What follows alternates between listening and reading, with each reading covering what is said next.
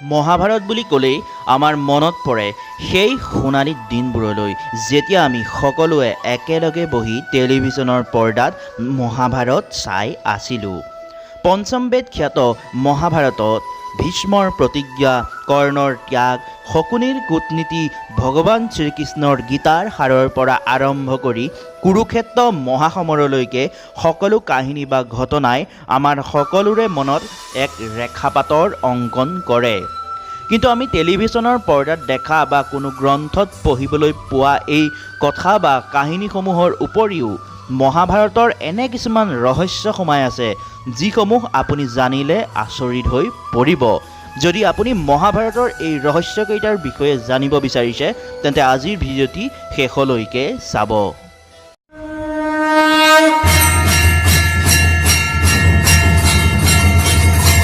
প্ৰথমে 18ৰ ৰহস্য। বন্ধুসকল, এই 18ৰ লগত মহাভাৰতৰ এক ৰহস্য সোমাই আছে। মহাভাৰতৰ মুঠ পৰ্বৰ সংখ্যা 18। ইয়াৰ বাহিৰেও ভগৱান শ্ৰীকৃষ্ণৰ মুখৰ পৰা নিৰ্হিত গীতাৰ মুঠ পৰ্বৰ সংখ্যাও 18ৰে। ইয়াৰ বাহিৰেও মহাভাৰতৰ যুদ্ধও চলিছিল 18 দিনলৈ। ইয়াৰ বাহিৰেও এই যুদ্ধত ভাগ লৈছিল পাণ্ডৱ পক্ষৰ 7 অক্ষৌহিণী আৰু কৌৰৱৰ 11 অক্ষৌহিণী সেনা। এই দুয়ো সেনা যোগ কৰিলে মুঠতে তাৰ পৰিমাণ হয়ও 18ৰে। একেবাৰে শেষত মহাভাৰত যুদ্ধত জীৱিত লোকৰ সংখ্যাও 18ৰে আছিল। গতিকে সকলো চাই আমি ক'ব পাৰোঁ যে মহাভাৰতত 18ৰ কিবা এটা নিশ্চয় সম্পৰ্ক আছিল। মহাভাৰতৰ দ্বিতীয়টো ৰহস্য হৈছে যে মহাভাৰত প্ৰকৃততে লিখিছিলে কোনে। আমি সকলোৱে জানো যে মহাভাৰত বেদব্যাসে ৰচনা কৰিছিল, কিন্তু বাস্তৱিকতে ই এক অৰ্ধসত্যৰ বাহিৰে অন্য একো নহয়। কাৰণ বেদব্যাস কোনো নাম নহয়, ই এক শিৰোনামাহে। যি ব্যক্তিয়ে 4 বেদৰ জ্ঞান ৰাখে তেনে ব্যক্তিক বেদব্যাস আখ্যা দিয়া হয়। মহাভাৰতৰ ৰচনাকাৰৰ প্ৰকৃত নাম আছিল কৃষ্ণদ্বৈপায়ন।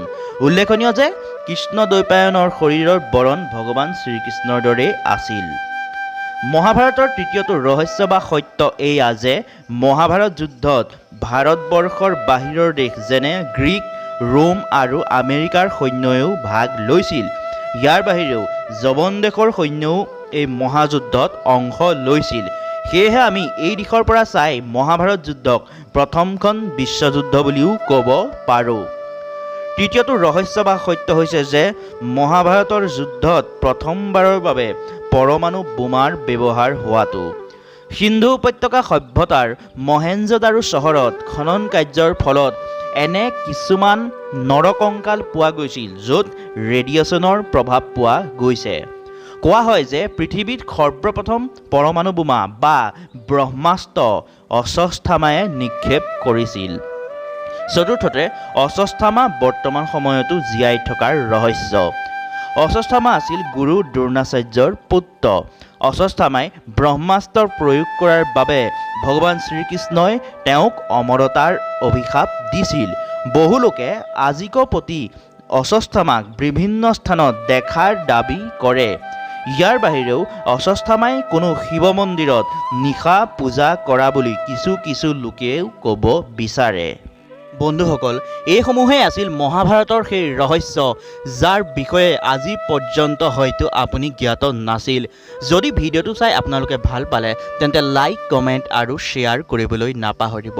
পৰৱৰ্তী সময়ত এটি নতুন ৰোচক কাহিনীৰ ভিডিঅ'লৈ পুনৰ আপোনালোকক লগ পোৱাৰ আশা আৰু প্ৰতিশ্ৰুতিৰ সৈতে আজিৰ ভিডিঅ'টি ইমানতে সমাপ্ত কৰিল। চাই থাকিব দৈবিক অসমীয়া। ধন্যবাদ।